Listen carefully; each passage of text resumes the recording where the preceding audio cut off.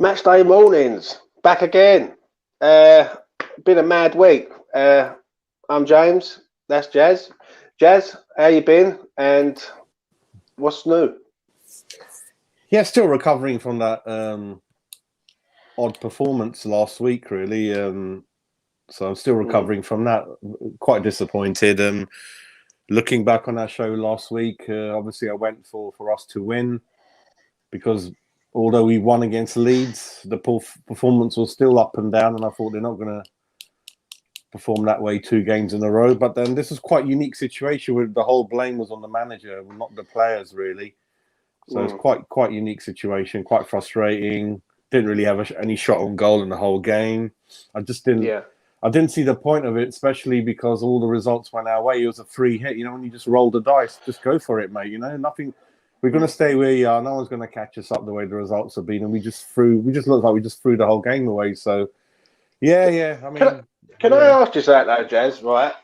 I don't understand where that come from though. Like we're playing well, we're doing well, everything's going sweet. We're not fighting relegation. To me, I look at that as a free hit game where we can go up there, have a go, and if we lose, as fans, we can all walk away and go, you know what, we had a go. You know what I mean? Yeah. But you're right. You're right. I mean, imagine being an away fan and you had to travel all that way to watch that garbage. I would have been angry, mate. I'd have been very. If you just spent X amount of pounds out for travel, ticket, food and drink, and you've gone all that way, and you're setting up with 8 defensive-minded players. But I'm going to ask you. I'm going to ask you a few things, though, Jas. Right at half time, what was you thinking at half time? It was 0-0. I was thinking about it after 20 minutes, mate. The whole setup is wrong. I wanted Noble off the pitch as soon as possible. Bring Benrahma on, and let's go back to our 4-2-3-1 or 4-4-2, and let's get at them because they're not being that great this season, and they had a few players missing. So that was my thoughts at half time, and a lot earlier was like the Brighton game, like the Man United Cup game. Just change it ASAP. Don't wait until they score, which he did again. Brighton, if you remember, they scored after 44 minutes, and I was screaming after half an hour to get Noble off, change it. Didn't change it till they scored, and then another point was, even when the subs are ready to come on, there's another 9-10 minute delay before they're on the pitch. Sometimes he tells them to sit down again. I don't know what's going on. So that was my thoughts, mate. Just change it ASAP. Yeah, I don't get it, right? What it is, like last week, as soon as we know Fornals is out, automatically you're thinking, right, Benrahma's in, you're going to go 3-man attack. You go Benrahma, Bowen and Antonio. I was on a Manchester United fan channel doing an opposition review with another West Ham fan. And we're sitting there, and the young West Ham fans read out his prediction. And I'm just about to read my prediction out. He went for 1-0, I think it was. I went to read out my prediction, Jas, and no word of a lie. He went, James, before you read your prediction out, I think you want to have a look at the team sheet because I don't think you're going to be happy. All right. So what he's done, we're doing a live like this. He's got it up on the big screen. Yeah. I looked at that team sheet, and the first words that come out of my mouth was, "I'm disgusted."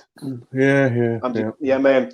It's because I don't get it that you got a team that are injuries. They play Thursday night, and then we set up with 5 defensive-minded players at the back with 3 defensive midfielders. Do you know what I mean? It just baffled me. What did you think, mate? I think what's worrying is after the Brighton game, he held his hands up, but after this game, he said, "I'll do the same again."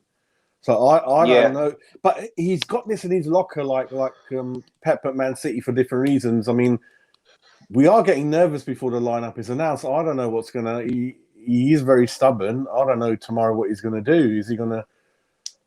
I don't know. I'm really worried. I mean, like you said, we had 2 goalkeepers on the bench. We got a 25 million player on the bench. I don't know. It didn't make sense to me. And then I think X on his podcast said that he didn't want to mention any names, but the players weren't happy with it. They felt that they threw the game away. They were kind of restricted in what they could do. They weren't crossing over the halfway line. I could have done what Noble was doing, just running around, wasn't getting near any player, certainly not. The only thing I was thinking of, James, was, is he going to man mark Bruno, is that the reason why? No, but yeah, is Souček going to do that, and then Rice will sit next to? But none of that happened. But really let me ask you this, though. Let me ask you this: is it? Because I'm going to be honest, and this might baffle you a bit, but Noble wasn't really the problem in my eyes. Like, I know everyone would say that, but when you're setting up that 5 at the back with basically Ben Johnson on the left-hand side, who's a right footer, then you're asking for trouble, if you make sense. Do you know what I mean? He keeps putting him on that side. Good teams have worked that out now. They push him onto the left-hand. Yeah, onto the left-hand side, and that's it. Yeah, Ben's not ready to play it on that side. Yeah, he's I don't know what's going on, mate. I mean, I think Masuaku's still a little bit away from being fit. Fredericks is all quiet on that front. Fornells, I think he's back, but will that be on the bench and he plays Noble again? I don't know what's going on. Yeah, it's just odd. And you know what the worry is, and hopefully it's not with this bunch of players, when you're doing okay momentum and you suddenly just do a stupid decision like that and you lose, you get sidetracked, and then you could go on a run. You could go on a run because we haven't been on our bad run yet. This could be the start of it. You know, it's going to happen somewhere along the line, and it could happen in the next 4 games. I don't know. And then we finish 8th or 9th, and then we can look back and say, well, we stupidly kind of did some silly things in January and team selections and what's going on, really. It's a bit dumb, mate. But, yeah, let's see what happens going forward, See, West Ham Online here, right, said, I heard from an inside source, Rice in particular was pissed. He's a winner, mate. But you know what, though? But you know what? I'm glad they are.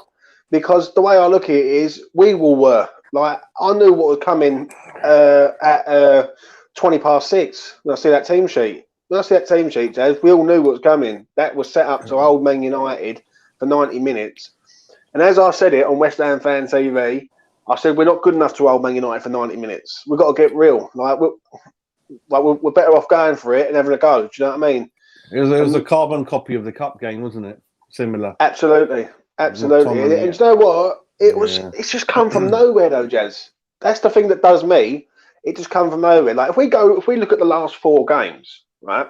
We play well against Spurs. We got away with it in the end, but we got the job done. We go and play City with our 4-2-3-1 system. Play all right. We just lost to 2 really silly mistakes. Do you know what I mean? And a bit of world-class play from De Bruyne. We then play Leeds, which I would say was poor, but we got the win. And then we go up to Manchester United and we just set up like we're in a relegation battle. Do you know what I mean? And we're fighting. Yeah, do you know what I mean? It's like you deliberately don't want to win the game, and I'm like, I couldn't work it out. What the hell were you doing? Obviously, Gary Neville loves it. And he was obviously taking a mick. He shouldn't really commentate on Man United games. It's so one-sided. He was talking about Marco Boogers. I'm like, why are you mentioning him for? It's like going on and on and on. It's just like, the whole sort of show was just, like you said.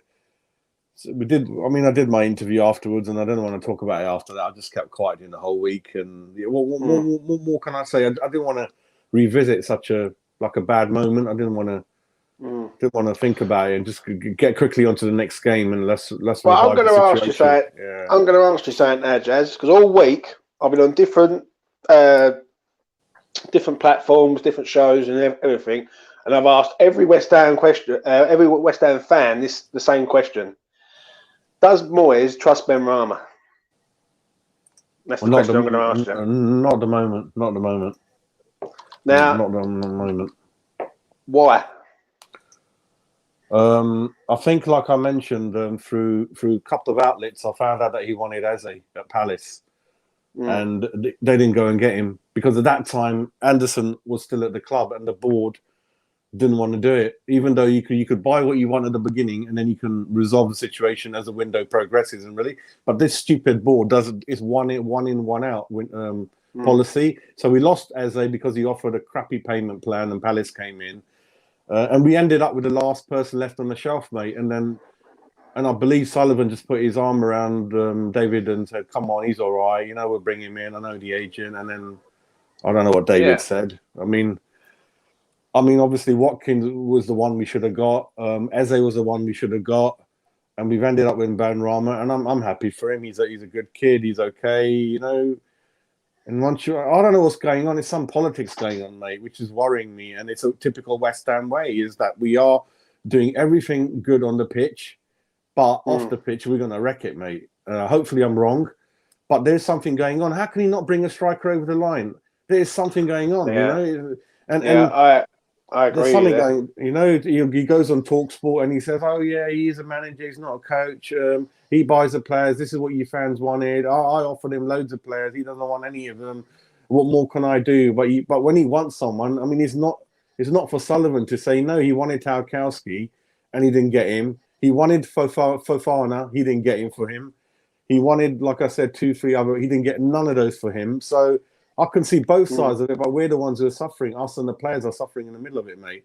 And I don't know where this power battle's going to end up, you know. And he hasn't signed it. He hasn't got a new contract. Whether that's stupid, whether that's foolish, with Celtic hovering, I don't know. You know, anything can happen. And he got a year's extension though. I thought he had a year's extension. I don't think so. I'll have to double check that, mate. All I know is that his contract's coming to an end in the summer, I think, and they're just all these things are in the air, and these are the easy things that you can fix. The hardest thing is what we've done on the pitch with that squad. The easiest thing was to just bring a couple of players on there, give maybe Holland or one or two others, and even it looks like releasing the guy at Anderlecht. That looks like a mistake as well at the moment, you know. So we got to decide what we're doing, and it's a bit worrying at the moment. But hopefully, every time I feel like this, we do seem to pick up and move forward. But there is something going on, isn't there, mate? There's something ain't right at the top.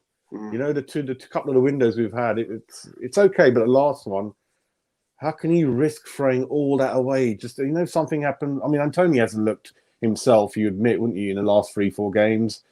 And we should have really, luckily we got Lingard over the line and he's sparked us again. But yeah, we should have brought some more players over the line really to carry on the momentum, I think. Yeah, I agree, mate. Right, I'm going to bring in a guest of who's in the waiting area. Let's bring him in.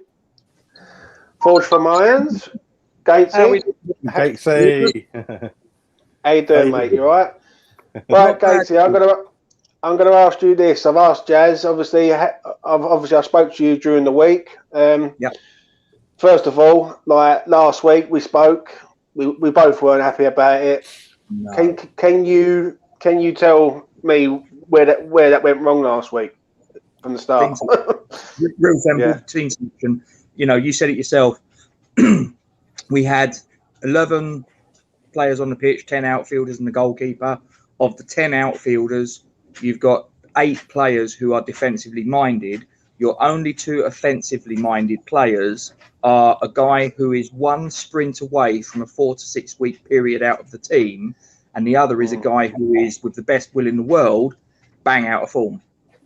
If you're going to Old Trafford, and I think I said it to you earlier in the week, James, you need to be going to Old Trafford and you need around about 8 players, give or take, performing at around about a 7, 8 out of 10 level if you're going to have any chance of getting anything. And this, don't forget, this was a Manchester United team that played in a European game on the Thursday that preceded it, and, you know, are still involved in that competition at that point.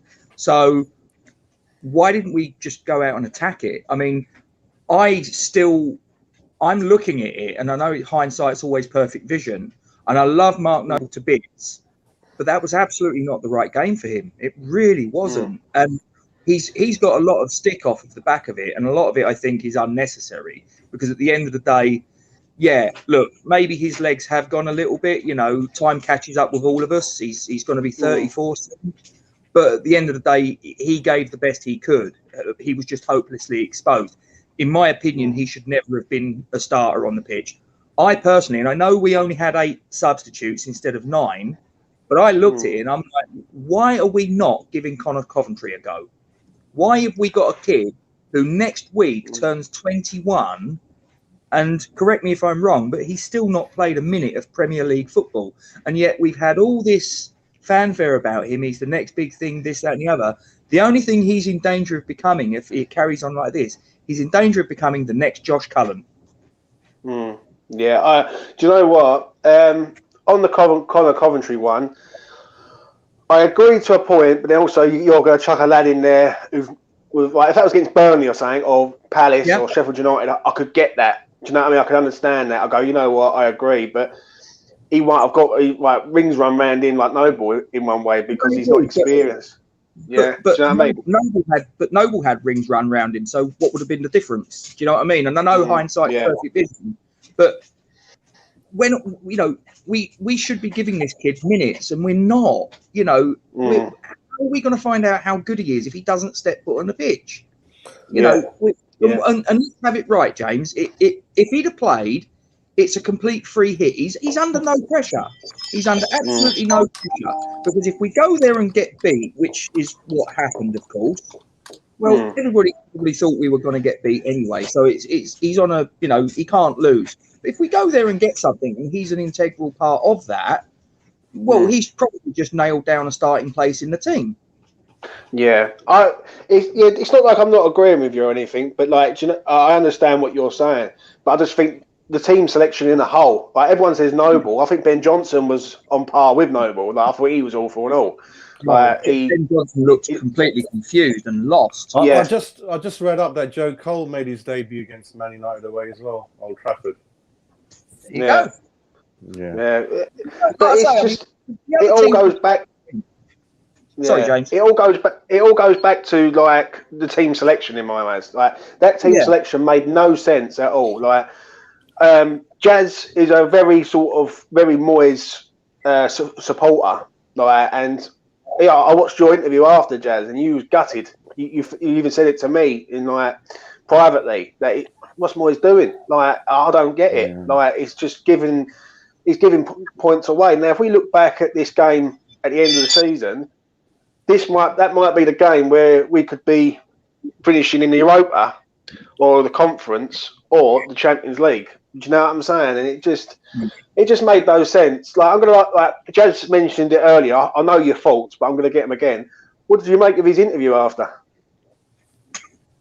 I think. Am I allowed to use the term arse covering? That's what it was. Yeah. Let's have it right. He knew he made a cock up. He absolutely must have done. He's been a Premier League manager for 20 years. He knows when he's made a mistake. But I think on that occasion he just didn't want to own up to it, because how can you look at it in the cold light of day on the not just forget about the result. Any team can go to Old Trafford and lose 1-0. There's no disgrace in that, but there is a disgrace, in my opinion, in putting in an abject performance such as that. That was, for me, that was unacceptable. And it could be a momentum changer in our season if we then follow it up with the game tomorrow with another tepid display, because that would be 2 back-to-back performances just at the wrong moment of the season. And it could be that all our hard work, with 28 games gone, that the wheels come off. And I'm keeping my fingers crossed it don't, but I'm sure you guys remember 2016. We were going along nicely. It was looking for all the world. We were going to get at one point a top 4 place, and in the last 5 games or so, the wheels just came falling off. It's like like I was saying, Rob, we haven't been on our bad run yet, mate, in the whole season, and it could be coming. Yeah, we haven't hit that thing yet, and we have to go back to 3 games because the Leeds game wasn't clever. Arsenal after last week, that's not going to be easy. And I was looking at the record, Rob, and going back to late 90s, we've only won twice. I couldn't believe it against. It's terrible record. And well, I think the last 2 times, or certainly the last 2 times that I can remember that stick out, because obviously we've got the little thing over them that we were the last away team to win at Highbury, and we were the first away team to win at the Emirates. But since then, I'm struggling to remember us going to the Emirates and getting really anything. So no, but obviously that's just a ground we just don't win at. Do you know what I mean? This one be on home territory, so that obviously makes a bit of a difference. I mean, if you look at our home form, we're the second best in the Premier League as far as home form is concerned. Only Manchester City are better than us on their own turf. But as I say, we absolutely cannot set up that way with that personnel, with the greatest of respect to people like Ben Johnson, Mark Noble, if we set up with 5 at the back and those guys are involved, and you know, like I say, I don't mean any disrespect to those guys. They've been selected and they've gone out there and they've done the best that they can, but quite simply, it wasn't good enough. And if we go out there with that set up tomorrow, I'm really concerned, not just for the match, but for the longer term implications. Yeah, I mean, yeah. Sorry, go ahead. Yeah. Do you think though this thing with Ben Rama is now becoming an issue? Like, yes, because it seems to me that you're jeopardising the team over an individual, if that makes sense. Like, I'll go back to Payet, for instance. Payet was a decent footballer, like world class at his time. Yeah. If he had a row with the boss, or the boss didn't like something, he had to accept that man has had to play, because what he does on the pitch in 90 minutes can change the game. I don't get what this vendetta is against Ben Rama. Like, and you said it brilliantly, and you've done the maths on it. Since he's been at the club, he's played 42.9 minutes. Like, literally 49.4. When I crunched numbers, it was 20 appearances, 10 of league. This is Premier League. It was 20 appearances, 10 starts, 10 substitute appearances, and 2. He also had 2 squad involvements where he didn't make the pitch at all. And as I say, when I crunched the numbers, it was 49.4 minutes on average. Now, how can you judge a player that you have spent 25 million quid on when you're giving him, on average, over those 20 games, 49 and a bit minutes? You can't. I mean, do you remember Glenn Roeder? Him and Di Canio had a bit of a out, didn't they? Which cost us a relegation, didn't they? And it's only when Brooking came on and he brought him back in. And so, we've had 1 or 2 situations in the past. And you got to think about the club. And like I was saying earlier on to James, there's some politics going on at the high level between the manager and the board. And us, the players, Ben Rama, we're in the middle of it all. And let's see how things pan out. But typical West Ham way that I'm afraid of is when we suddenly look good, we usually do something stupid to mess it all up. Well, you boys will remember this guy. Some of the younger people might have heard the name but never saw this guy play. But Matthew Leticia, in my opinion, one of the greatest talents that the Premier League has ever seen. He would score goal of the month for fun. Yet, when you actually look at his performances for Southampton in an individual match, a lot of the time he wouldn't actually do anything. And then, pow, he'd come up with an absolute moment of sheer genius and win the game for Southampton. I mean, so many seasons he would keep them the right side of the relegation line.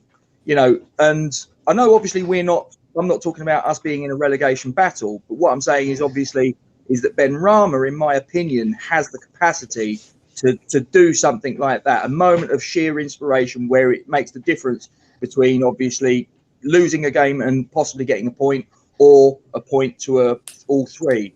And if he's on the bench for the best part of 30-40 minutes on average each game, well, for me, I think he has to play. And I said it to you, James.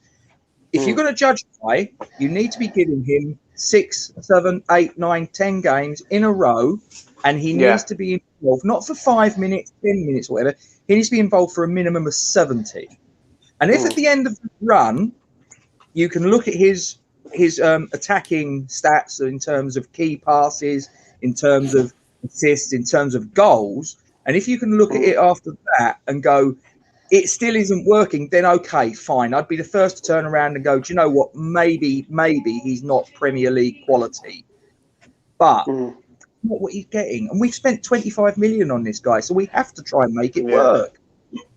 It is a problem. Like, I done a thing on this channel yesterday, View from the Sidelines, and I had 3 other West Ham fans on there. And we had a little run through of all the points that we could possibly get. And basically, out of 30 points, the average was 23 that we could pick up if we start playing how we can play.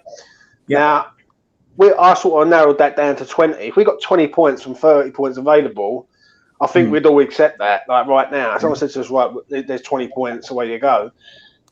The problem is now is that he's dug an hole, Moyes, and now he's got a problem because if Fornell gets injured again, or if Antonio goes down, Ben Rama has to play. There's no other way about it. And if you're going to set up 5 at the back in that sort of negative mentality, you get negative results, and that's what I've been saying all week. Do you know what I mean? Yeah. I'll quickly go through the next 3 games, and I just want you both your opinions on it. Right, we've got Arsenal next. I'd like to see what both of you think. I'll tell you what. I'll leave the Arsenal game, but I'll get to the Wolves and Leicester game because we'll do the Arsenal game in a minute. But we've got Wolves after the Arsenal game, after the international break. We're looking like we're going to have Abona back, Masuaku back, Yarmolenko back. So let's just say Abona's going to be back, right? Give us a prediction of what you think how that game would go points wise. Are we at home or away? Away. Yeah.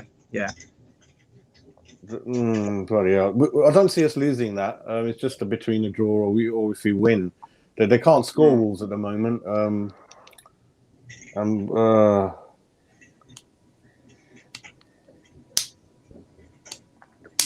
I have to go for us to win that. I think I'll be Wolves are not that good this season, so I'll go for us winning that one. Yeah, I don't think Wolves can score. Yeah, I'm torn between a draw and an away win.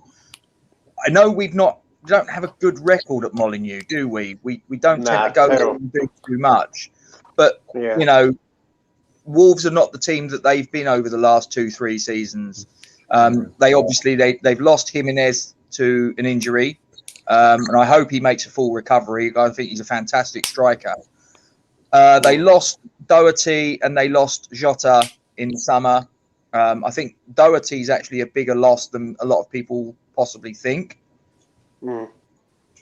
A lot of it depends upon how Moyes is going to set up. Quite frankly, though, I think again. If he approaches it like he did against Manchester United, which I don't think he will, I hope he doesn't, then that could have, if we go 5 at the back and all this, you know, setting up 2 defensively, parking the bus, well, that could hand them, you know, the very motivation to make us look stupid.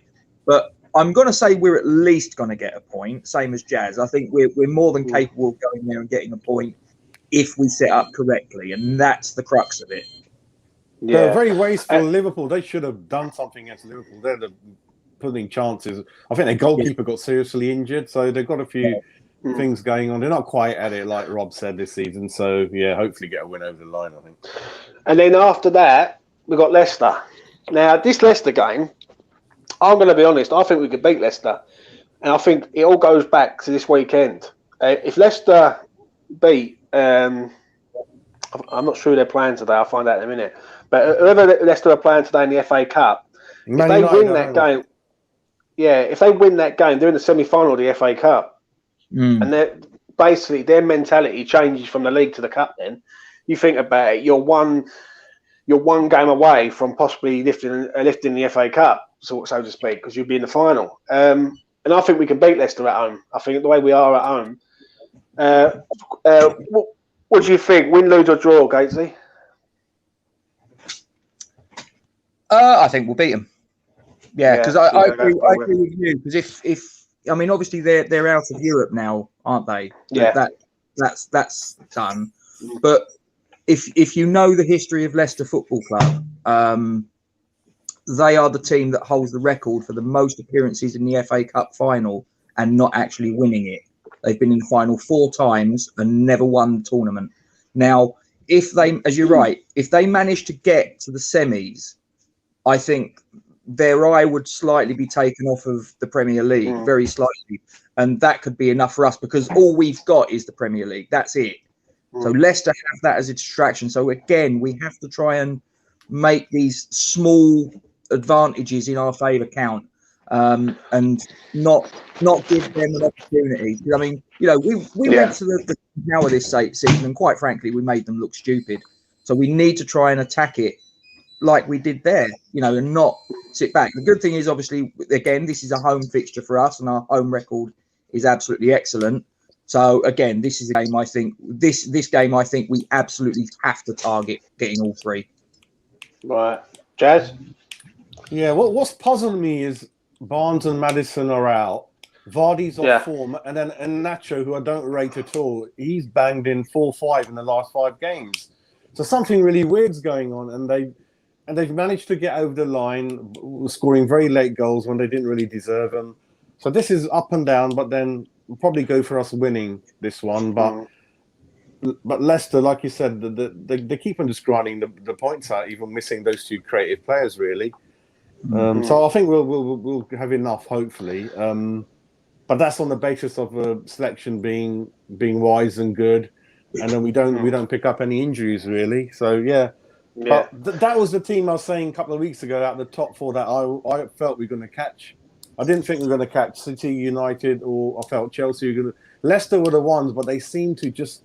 Oh, obviously Sheffield United. Me and James could beat Sheffield United on our own the way they are. That was a joke, you know. That was a really joke of a game. But the game before, the one where their defender when they won 2-1 from a 90th minute corner, that really hurt me because. So Leicester is the one that we can catch, but I think we'll have enough to win that. I think, yeah. Yeah, do you know what I agree is obviously. So we're looking at 4 points for them 2 games. So the Arsenal game's massive, then, isn't it? Because if someone said to us right now we're going to take 4 points from them 2 games, I think we'd all accept that massively. But I'll tell you what, I'll get onto the fixtures quickly and we'll run through them. Brighton versus Newcastle, the biggest 6-pointer in the history of football. 8 o'clock tonight. I start off with Gatesy. This is a big one, isn't it, mate? After last night, Fulham losing. Relegation pointer, isn't it? If Brighton win this game, are they safe? I don't think you can say they'd be safe, but beating one of your relegation rivals with, 9 games to go? Yeah, it'd be 9 games to go, yeah. Would be absolutely huge. Give them a massive boost. So would they be safe? No. But it could be a real key moment in their fight for survival. I'm going home win. Yeah. Jas? Yeah, I'm going 1-0 to Brighton. 1-0 Brighton. I think a win should give them a nice maybe 6-point gap over everyone. But Fulham losing their last 2 games has hurt them because they've played 2 more games than Newcastle now and Brighton. So Fulham, it keeps changing. We felt Fulham were on a momentum. They're going to get out of it. They've lost 2. Newcastle have drawn their last 3. So Fulham haven't helped themselves, I think. 1-0, I think, Brighton. Did you watch the games? Yeah, I watched it. Yeah, go on, mate. Give us a scoreline. Yeah, because I just said home win. I didn't know if you wanted the actual. Okay, I'm going to go 2-1 Brighton. Yeah, exactly what I was going to go for. 2-1 Brighton. I'll be honest with you. I think they're if they could put the ball in the net, that'd be a phenomenal team. But they just can't. You know what I mean? It's very rare that they do it. It's either going to be a 0-0 draw. It's going to be goals in it. So I'm going to say 2-1 and all. Jas, I think Fulham's next few games are against Newcastle and Brighton, though. If I'm honest, if you had a look at their fixtures, Fulham's fixtures, they're playing the teams around them. Last night was poor. I watched the game last night, and Fulham were awful. But I'll be honest, I play fantasy football. I didn't know Bamford was going to play in that game. He was carried off with a really serious injury from the last game, and he played and scored. So I was like, what's going on here? But all these teams: Brighton, Newcastle, Fulham. Burnley, there's nothing in it. It's 1-0 either way, or 0-0, or 1-1. That's the way these games are panning out. Yeah. So they're all about the same. Whoever scrambles a goal in. So we can't say with certain, but include West Brom in that bunch, mate. They're all about the same level. They've got 1 goal in them at the most. Yeah. Right, let's get on to this one. This is another game: Aston Villa versus Spurs. Jas, I'll start with you. Spurs Thursday night. I know you had a good laugh about it, as I did, as Gatesy did. But from a team that was supposedly top 4 or title challengers. They look closer to the relegation than they do the top, if that makes sense. What did you make of it Thursday? Yeah, it was quite funny to watch. And then I watched their channels having a meltdown. That was even more funnier. Mourinho's interviews, they're pretty fun to watch as well. And they're in a pretty low sort of place at the moment. And these two clubs are similar. They're both off form, you know. I mean, since Grealish sort of can't play, Villa are not half the team. I mean, good to see Watkins. He's made it to the England squad, so well done to him. He's played every single minute this season, and a player that we should have got over the line. But that's another story. But yeah, this is a clash between two teams that are out of form, so I've gone for 1-1 with this one. I think Harry Kane, the talking point with Harry Kane, he's going to be 28 soon, and is he still going to be at that club, Tottenham? What the hell is that guy doing? Like, and they play him into the ground. I mean, when he's retired, he'll be lucky if he can climb up the stairs the way his ankles. The guy plays every single minute of Europa, and the club doesn't show the ambition that he's got, really. So a lot of talking points there. 1-1 for me between two clubs with out of form, I think, for me, yeah. Gatesy? Is Grealish definitely still out for this fixture? Do we know? Yeah, I think so. Yeah. Yeah, I mean, he's absolutely vital. I mean, I think if he'd have been playing, he'd have been the difference for Villa. Oh, so Son is out as well. Yeah, so that cancels each other out. Son is out as well. Yeah, and again, he's a massive player for Spurs. So, yeah, do you know what?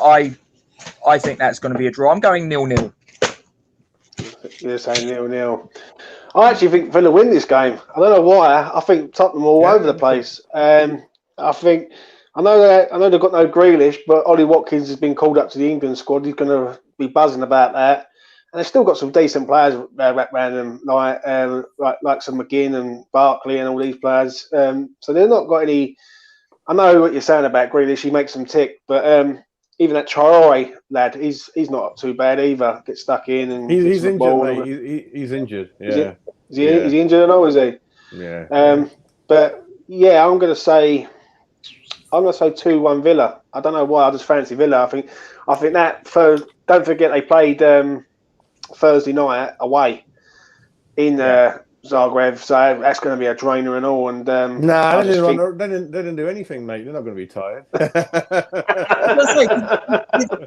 What happened in that? I missed that. Did they lose? Oh, Rob, yeah. Rob, I wanted to know your opinion on Eric Dyer being selected for England again. Really? That's all I'm going to say. That's my reaction. Really? Because we got people like Tyrone Mings, who I like, and Cody is a good player, but I think he's in the squad. And Eric Dyer has got to be the worst centre-back in the Premier League. Not being funny, Jazz, and I'm not saying this simply because it's West Ham, but I'd even have Craig Dawson in ahead of him. I know that Dyer's got the versatility in that he can play defensive mid as well as centre-back, but no. Yeah. Good to see Lingard in there, isn't it? Good for him. Yeah, 100%. And if he didn't get in, Jazz, I don't know what Gareth Southgate's justification would be, because he's been absolutely immense this last 6 games. Right, next game, FA Cup, quarter-final, South Coast Derby. Bournemouth versus Southampton. I'll start off with Jazz first on this one. Jazz, what has gone on with Southampton, mate? They've just fallen off the edge of a cliff, and they're actually going to be lucky to stay in the Premier League, aren't they, mate? Let's be honest. When I watched them in the early part of the season, they did reach second. They were playing a pressing game, and well set up, hard to beat. And now they're on the same number of points as Burnley and on slide all the way down, really. I mean, a lot of people like their players: Ward-Prowse, Redmond, Danny Ings, good centre backs. So a lot of good players in that team. But like you said, they're kind of on the way down. Maybe they're kind of looking at the cup now just to salvage this season. And this is another derby which similar to Brighton, Southampton, it's not really up there, is it, with memories or good game? It just kind of goes under the radar, really, for me. And I've gone for 2-1 Southampton, because although Bournemouth are very much the team in form, I'm hoping that I think that the the league status difference between Premiership and Championship will make it count for Southampton. But I think Danny Ings is out anyway. I think he's injured again, so he's got issues. But they should still have enough in their locker to get that one over the line. So I've gone for 2-1 Southampton with this one. Yeah. Gatesy? I think this could go all the way. I really do. I think this could go all the way to penalties. And if it gets there, it's a complete lottery. So I'm going to go 1-1 after extra time. And I think it will probably be a Southampton win on pens. I think they'll just get over the line. I mean, you've got two teams Bournemouth are the home team, but obviously they're a Championship team. Southampton are the Premier League team. So you'd probably say the Premier League team should prevail more often than not. But Bournemouth are in better form than Southampton. I mean, Southampton's form of late has been absolutely diabolical. I mean, at one point, my brother was sort of looking at the league table, and we were sort of towards the top, and there was Villa up there and Southampton up there, and he turned around and said, who do you think's going to drop away? And I said, Villa and Southampton. And he looked at me and he was like, no, I can't see that. Well, it's happened. And like you say, they're in relegation form at the minute. And their main striker's out. So I really wouldn't be shocked if this went to penalties. And do you know what? I actually wouldn't be shocked if it went to the home team. But I'm going for a penalties victory for Southampton after a 1-1 draw. I agree with Gates in this one. I think it goes all the way. I think it's either going to be a boring 0-0, and it could be like really tight because they don't want to give anything away, or there's going to be a goal fest. I'm going to say a goal fest in this one because both defences are going to be got at. I'm going to say 2-2, and I actually think I agree with Gates in this one. Southampton might just nick it. I think they've got the better quality technical players, and I think this is a game for them. Moving on to the big one, or one of the big ones: Everton versus Manchester City. Everton versus the machine. I'll start off with Gates on this one. Man City quadruple. It's on, mate, isn't it? Oh, 100%. 100%. They're going to win the Premier League. I think that's not me saying anything revelatory. Everybody knows that with a brain. Everton have had a decent season, in fairness to them. I mean, Carlo Ancelotti's come in and he's completely changed their mentality in the same way that Moyes appears to have done largely with us. I think this, however, is going to go the away team's way. I think this is going to be a comfortable victory, not a dominant victory perhaps, but a comfortable one. I think it's Everton 1, Manchester City 3. Jazz? I've gone for 3-0. I'll do 3-0 for every Man City game because they're quite tight at the back now. And no one knows what team he picks, but whoever's there, they seem to do job.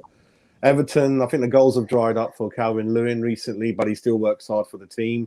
I think they're missing Rodriguez. He's full of sort of assists. Sigurdsson's okay. Their fullbacks are fine. The goalkeeper's up and down. Alan, I love Alan in the middle of the centre mid. He's a good player, but he's been out a lot as well, in and out. So, 3-0 Man City, made the machine just carries on, I think. And we can talk about the Champions League draw later on, but that's probably their focus now because they probably feel that the league is kind of wrapped up now. So that's why I was looking at the fixture to see who's City going to play in the last 2-3 games. And unfortunately, I think a couple of teams around us have got Man City at the end, which isn't good for us because I'm not sure City going to be that much focus when it comes down to the last 3-4 games of the season. But 3-0 for me, yeah.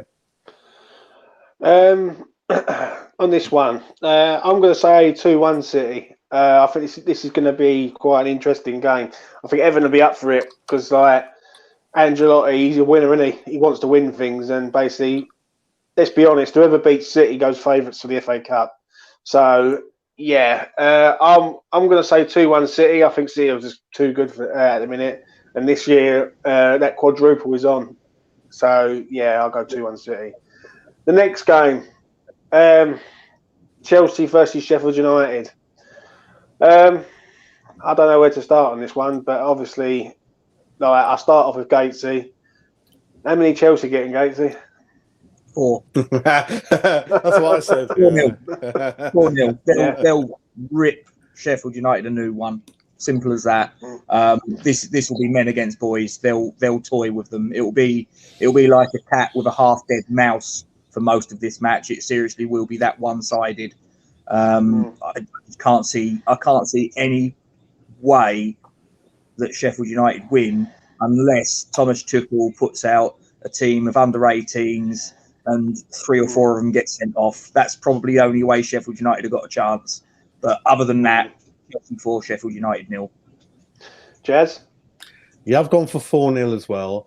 And this is a very odd situation that I haven't seen before, where the manager has been sacked and they've been playing not so well, but the players are pissed off that the manager's gone. It's really odd. You know, usually they want a fresh change, but this is a really odd situation that their friend's gone. And people are looking at, obviously, the vultures are circling around Sandenberg, I think, who's a player that we've known for a while now as one for the future. And let's see where he ends up. He's quite a versatile player. I think he can play at fullback, midfield as well. So 4-0 for me for Chelsea. And Sheffield United are kind of, just not going to do much, I think, till the end of the season now. So, yeah. I'm going to go 3-0 Chelsea in this one. I think Chelsea will eventually get through, score a couple, and then nick one at the end. And, I think 3-0. I think maybe even Werner might get one. He might score. So, I'll go 3-0, yeah. Sheffield United, it's a sad story, really, with them, because last year they was really, really good. This year they've just fallen apart.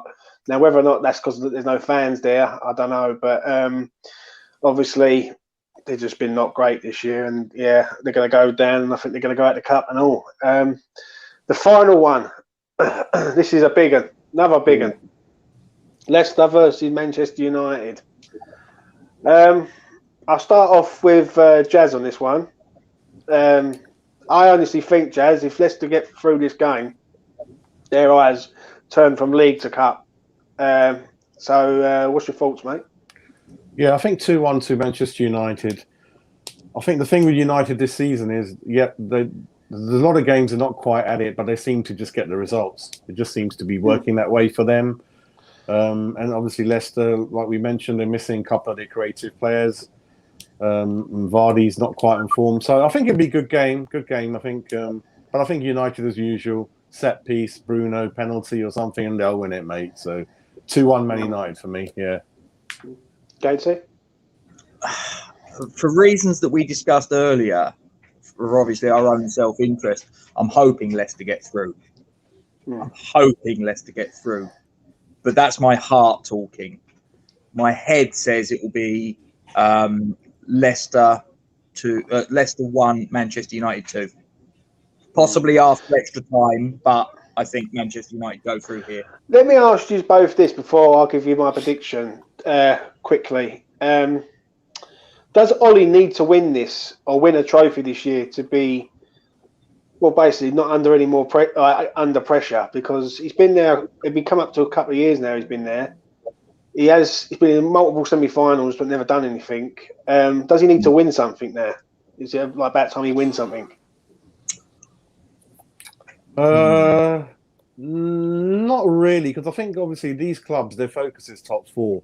I think they're realistic to understand that City is going to take time to catch them up. So I think they're happy with the comfortably second, and obviously quarterfinals of the cup. So I think they'll be okay, because they always said that they're not going to chop change anymore. That's why Poch didn't come in.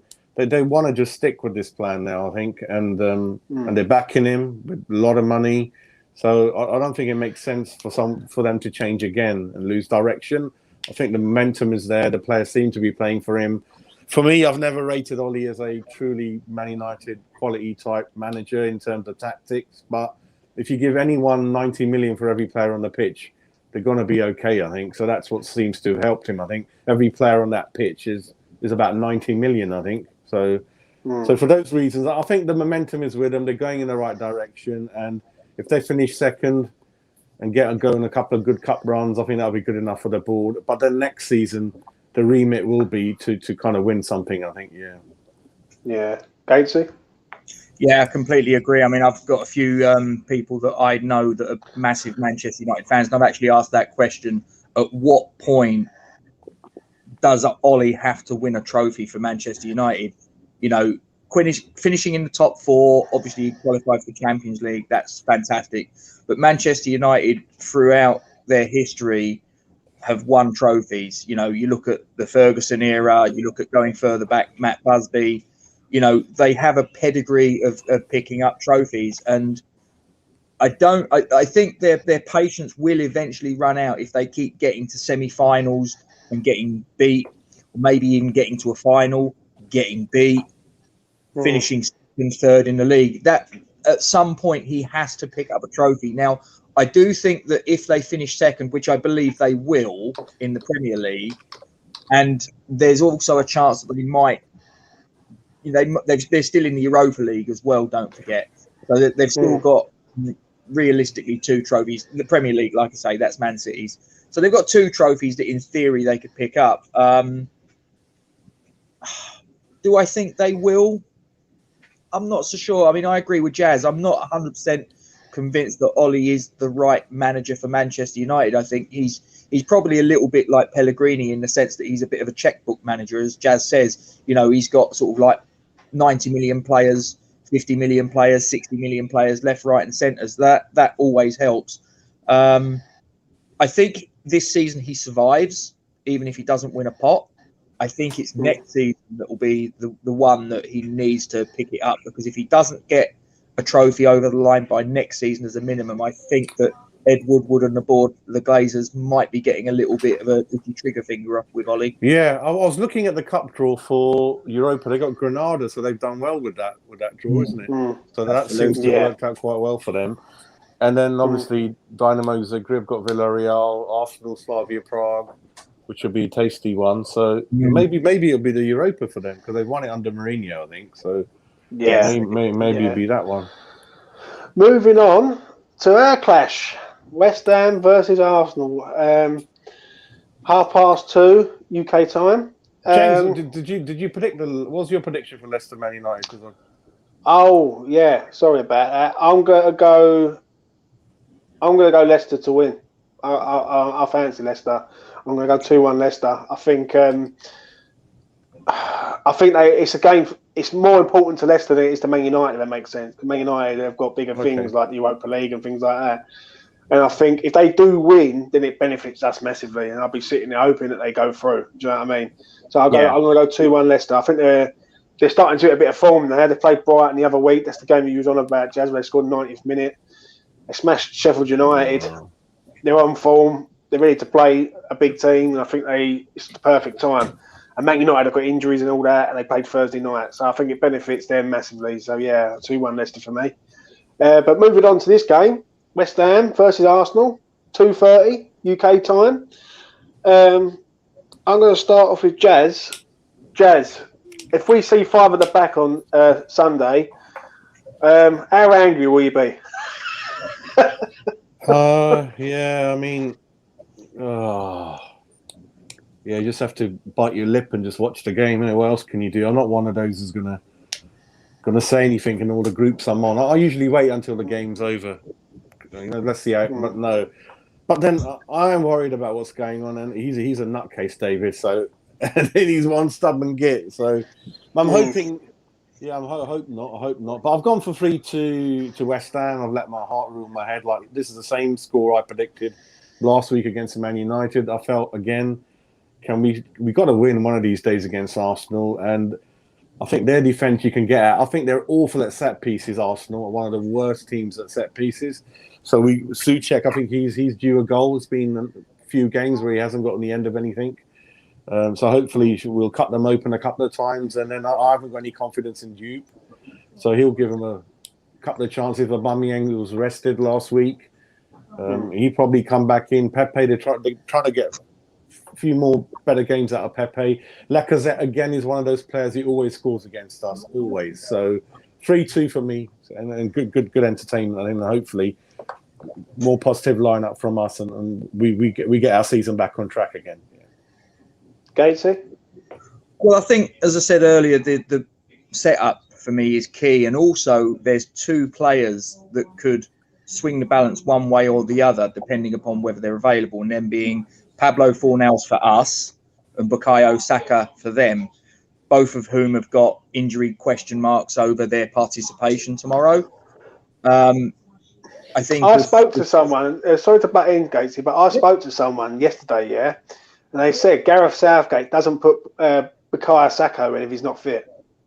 So I'm wondering that. No, Saka's injured. He's injured, Saka. He ain't playing tomorrow. Yeah, he's in the England squad, though, isn't he? He is, but I have seen it before where players have been called up for their national team, and then when they've met up with the national team, the doctors have run the rule over them, and it's gone, no, this injury is not going to be ready, and then they're sent back. So I know that he's in the national team, but I've seen it before where, it doesn't necessarily mean that they will be available. So with that, I'm still, listen, if he plays, he plays. It wouldn't shock me, but at the same time, maybe he doesn't.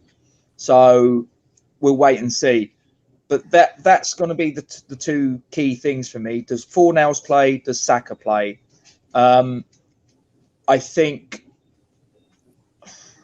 as Jas says, we've got to beat them at some time. I mean, we absolutely, we rolled over them in the reverse fixture, but we just couldn't get the ball over the line, and it was two lapses from, was it Yarmolenko and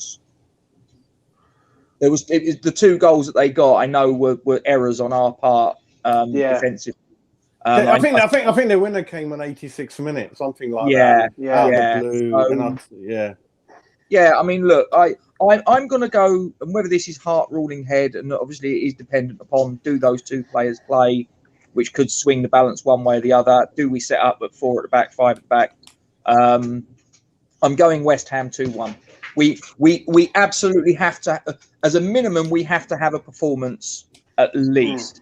If we can't get the win, if we can at least hang our hat on a performance like we did in the City game, where, okay, we came away with nothing, but performance-wise, everyone was like, the pride level was up here and everybody could see that we'd given everything. If we can at least come off the pitch with, as a minimum, a performance that we can hang our hat on, I'll take that. We'll turn a negative into a positive if we have to, but I'm going to go 2-1 West Ham. This is a tough one for me. I think there'll be goals in it. I'm going to go 2-2. I think there'll be goals. I think Arsenal will be a bit of form. They've rested half their players on Thursday night because they know they're playing us. Obviously, I agree with Gatesy. Saka's a key. If he plays or if he don't play, we've got to watch Kieran Tierney. He's one of their main threats down that left-hand side. If we stop him and we stop their main boys, then we've got half a chance. But I'll be honest, and I say this openly, if we win this game, then we are back in that running for that fourth spot. And I believe this game defines our season. I think if we actually do get a win here, we go into the Wolves game after the international break full of confidence to go, you know what, we've got Wolves, we've got Leicester. This is us then. So, yeah, I'm going to go 2-2. I think there'll be goals in it. I think we might even score. We need to score first in this game if we're going to get anything out of this game, if that makes sense. We can't concede and then try and attack Arsenal because they just counter us all the time. Yeah. So, yeah, I'll go 2-2 on that one. Before we wrap it up, I just want to ask you, as Jas brought it up previous, Champions League and Europa League. Obviously, the Europa League draw come out. Slavia have got Arsenal. And Man United have got Granada. And basically, they both avoid each other. So I'm going to ask you a quick question on this one. Who wins the Europa League? And then we'll move on to the Champions League. Gatesy? I don't know. What are the other teams that were involved in the... So Granada versus Manchester United, Arsenal versus Slavia Prague, Ajax versus Roma, and Dynamo Zagreb versus Villarreal. Ooh. So Ajax are tasty, as we all know. Roma, I fancy Ajax. I fancy Ajax. This could be. Have they done the draw for the next round? Because I know sometimes they'll draw. Yeah. So Arsenal versus Slavia. If they win that game, they play the winner of Dynamo Zagreb and Villarreal. But it's quite funny, really, because if Arsenal get through, and Villarreal get through, that's Unai Emery playing against his former club. How funny would that be? They got knocked out by ex-manager. Likely, he'll have a point to prove, wouldn't he? I mean, if there's one game that Unai Emery would want to win, it would be against the guys that turfed him out a few months ago. Yeah. And he knows how to win the Europa. Well, good evening. Good evening. Remember? Right. Let's ask your thoughts on it. Jas, who wins the Europa? Man United. Yeah. Gatesy, who wins the Europa? I've got a funny feeling Ajax. Yeah, Ajax. I'm going to go. I think Man United have got the harder draw, but I think that benefits them, if that makes sense, because they've got to turn up every game. And I think they've got the squad. If they're all fit, they've definitely got the team to win it. If they get past the first, I think they're going on in Europe. I mean, the virus has hit back in Europe now, so we've got to keep an eye on. It depends on the country, what they're saying, where you play. I think, Am I right in saying though that Sebastian Haller didn't get clearance to play in European competition? No, what it is, they didn't register him, did they? Wow, they didn't register him. So yeah. And the Champions League draw come out. Jas, can you get the Champions League draw up for us, mate? I know Real Madrid have got Liverpool, I believe. Yes, it's Manchester City against Dortmund, Porto against Chelsea, Bayern against PSG, and Real Madrid against Liverpool.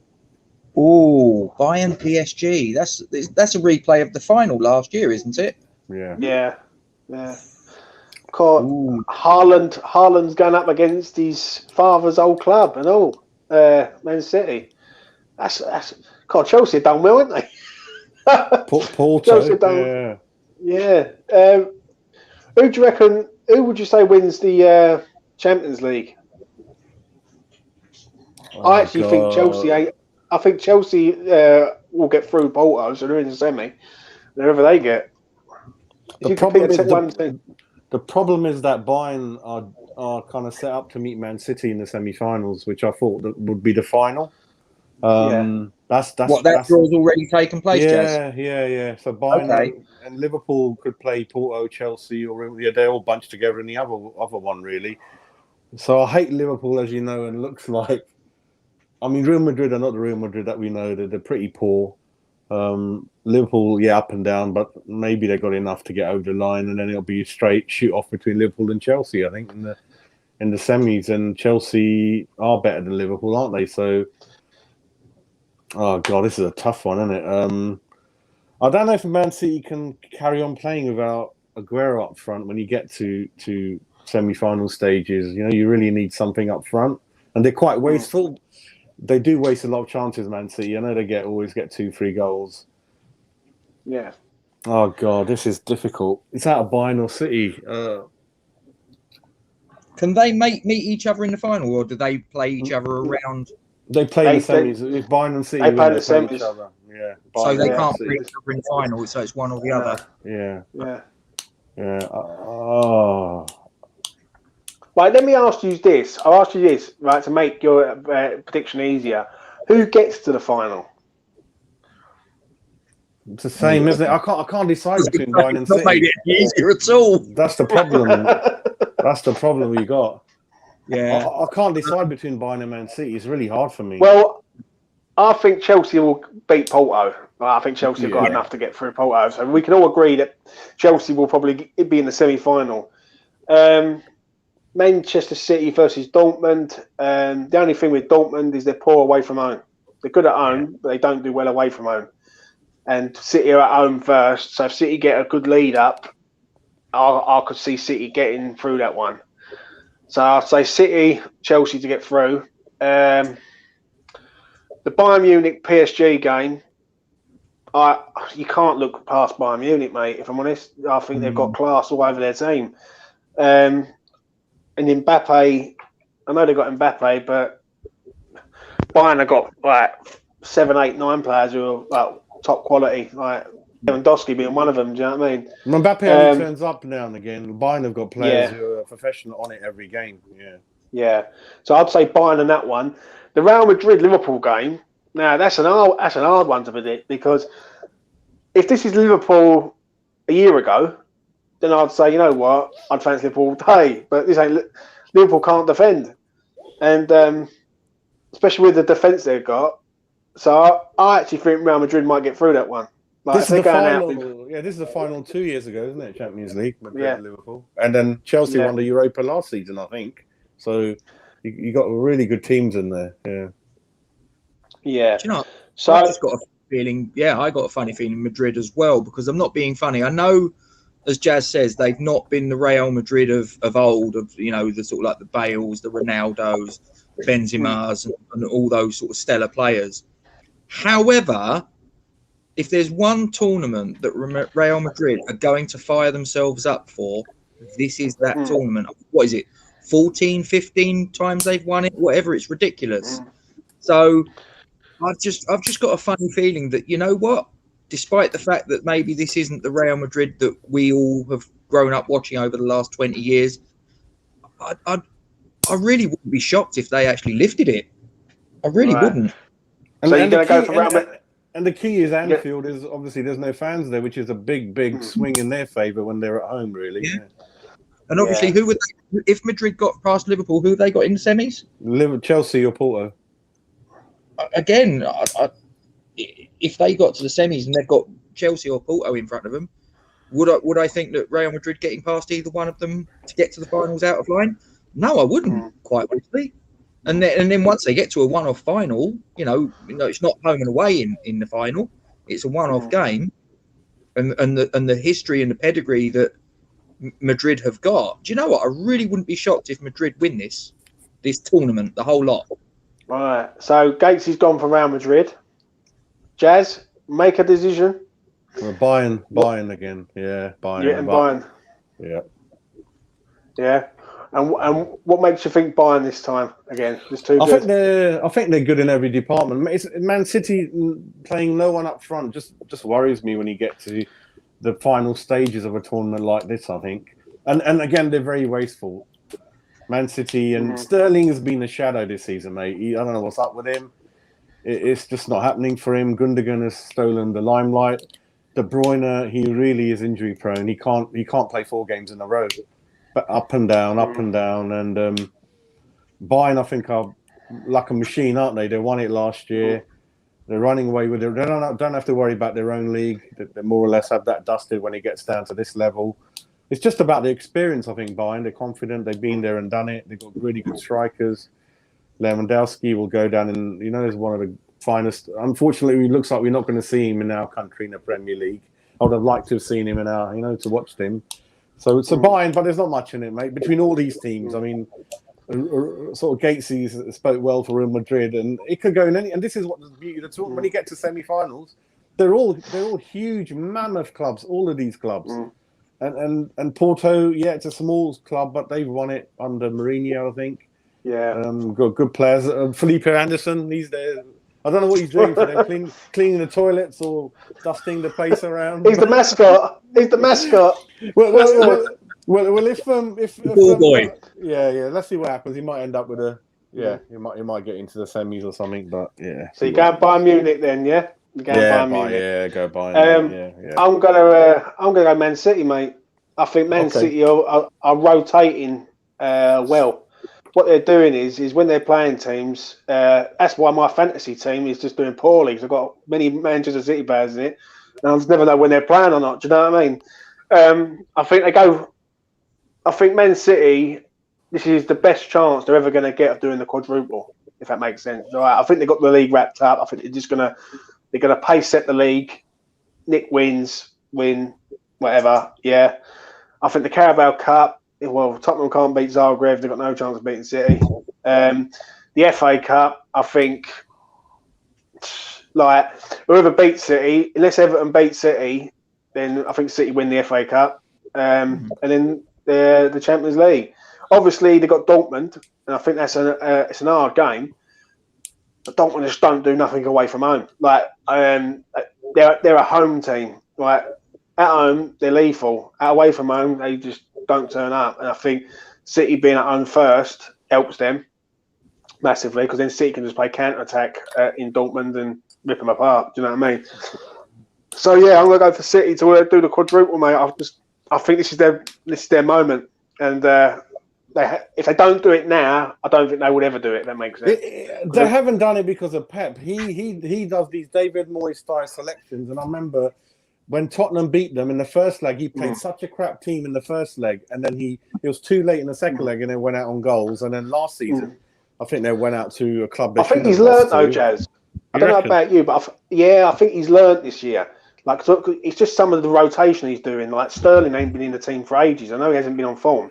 But for England fans, I want Foden to play every game, and he doesn't. And I get again, it's like a Ben Rama situation. One minute he says, "I love Foden," oh, he's learned, and then he slags him off in the media saying there's so much more he needs to learn, and then he drops him again, and then he comes back, and every time Foden plays, he scores. It's just the rotation. It's just the rotation thing that I'm seeing. Like Zinchenko, nowhere to be seen at the start of the season. He's in there now. Obviously, Cancelo. You got Diaz, Stones, Laporte. Do you know what I mean? So they can rotate. They can take one good player out, put another one in. De Bruyne has been injured, and Gundogan's stepped up. Do you know what I mean? They've had no striker. Like Mahrez has stepped up a bit, and Foden and amongst the others. And they haven't really got any bad injuries, so to speak, with City, because what they're doing is, and what they're doing very well is they're rotating at the right times. Right? It could be a mental block though with the players when it comes to Champions League. I don't know. Yeah, possibly. But if they're going to win it, then this is the year to win it, if that makes sense. Because the league, let's be honest here, the league's wrapped up. Like, there's no way I can't see them losing games in the league. The Carabao Cup. That's a one-game thing, which I can't see them losing that. That's two trophies down. They better not lose that one. I'm going to go really upset, you know? Yeah. If it's just our luck, what makes me laugh is if it's just our luck, would it? They go and lose the Carabao Cup and win the other three. Because that's in May, isn't it? So, because it's quite late. End of April. Yeah, because normally end of April, February, isn't it? Yeah. Yeah, it would have been about now, yeah. Yeah, it's usually it's the first week of March. It usually is. Yeah. But, the Carabao Cup's the 25th of April. Yeah. Because I'm not being funny. If it had been held when it should have been held, Man City win that game quite handily for me. With the form that those two teams have been in around that time. But you just never know. I mean, sort of like, you know, if City have done pretty much all they need to do by that stage. And maybe Pep has rested a few players here and there a little bit more because he doesn't need to win games so much. And maybe if Tottenham find a little bit of form, does that maybe shift the momentum at just the critical moment to allow Tottenham to get the win that we're all sitting here and praying doesn't happen? But I can't see it myself, Gazy. If I'm honest, the reason why I say that, I just think Man City are on this wave now. Like, and how can I put it? They can take players out and not feel affected by their team. Like, Man City could go and win the next 2, 3, 4 Premier League games, and they've only got to win one more, and then that's it. Do you know what I mean? It's game over for the league. And then once the league's done, that's the only fear I've got at the minute regards to West Ham. Because a lot of the teams that are around us, they play towards the end of the running. And they might go and just go, you know what, we're going to put a reserve team out. Do you see what I'm getting at? Like, because they've won the league. Yeah. Do you know the only thing that I think might undo Man City in a funny sort of way is I think Pep's a very proud man. And I think even if he gets the league wrapped up, as you say, in the next 4 or 5 games, I don't think 1 minute that Pep's got to sit there and go, right, that's it, boys. Take your foot off the pedal. I think he's going to go and try and win every single game between now and the end of the season. I'm not saying they'll do it, but I think that Pep's of the mentality where he will be pushing to try and get as high a points total as he possibly can. Yeah. I mean, I don't know. I mean, what, they got 10 games left? Is that right? They've got 9 games now. Okay, so that's 27 points. What are they on at the minute? They're about how many points? Is there any sort of records that they can break in terms of Not points? really, no. Not really. And I'll be honest with you though, Rob, I don't think they care about the records of that, if that makes sense, because their attitude will be, you know what, we'll take these players out like De Bruyne. They're not going to risk De Bruyne in games, right? And I agree with what you're saying. They ain't going to go like super like strong, but then they ain't going to go with like no depth, if that makes sense. Like there'll be players like Mendy come in and play, and Ferran Torres will play, and do you know what I mean? Mahrez will play. Like Mahrez, before Mahrez scored the other week, no one had seen him. He's turned up and he's back on form again. So I think this year this is the year, like, because everything's falling in their favour. Like, let's be honest. There's no one in the Premier League who, I know Man United beat them the other week, but no one's going to touch them if they're in a one-off game. I don't think. Not in the 38 games of the Premier League season. I mean, the only team that could have with them was Liverpool, and the moment they lost Van Dijk, well, we've seen exactly what's happened. And I've said it before. You know, a lot of their attacking play in the last 2 seasons came from their fullbacks just bombing on, because they knew they had Virgil van Dijk, who was the best one-on-one defender. And then you also had a fantastic goalkeeper in Alisson. If anyone actually managed to get past him as well, now you've got to get past a top goalkeeper. Well, what's happened is Van Dijk's got the injury, so they're bombing on, but they've not got Van Dijk at the back. So now you've got or you've got whoever, you know, Henderson or Fabinho that have been playing there, and they're not on the same level defensively in a one-on-one situation. So and then obviously that's leaving the goalkeeper more exposed. So then I think his confidence has done that. So his performances levels have dropped, and it's just sort of like it's sort of like a perpetually sort of like increasing thing. So the 2 fullbacks are not looking quite good, and I think Trent Alexander-Arnold, he didn't get selected for England, did he? So he's obviously not in a great vein of form that he has been in the last couple of seasons. I mean, it all centers around the Van Dijk injury for me. If Van Dijk didn't get the injury, I think that Liverpool push Man City every step of the way. But the moment he got the injury, forget it. You might as well give the trophy to Manchester City now. And that's exactly what's happened. Well, what we're going to do, we're going to find out. But it's going to be interesting. Gatesy, thanks for joining us today, mate. It's been an absolute pleasure to have us in your company. Much appreciated. Jazz, thanks for being here today, mate. Co-host and all that, and let's hope for a positive result tomorrow. And we'll wrap it up. Thanks everyone for watching Matchday Mornings. It's been an absolute pleasure. Catch us next week, 10:30 Saturday mornings.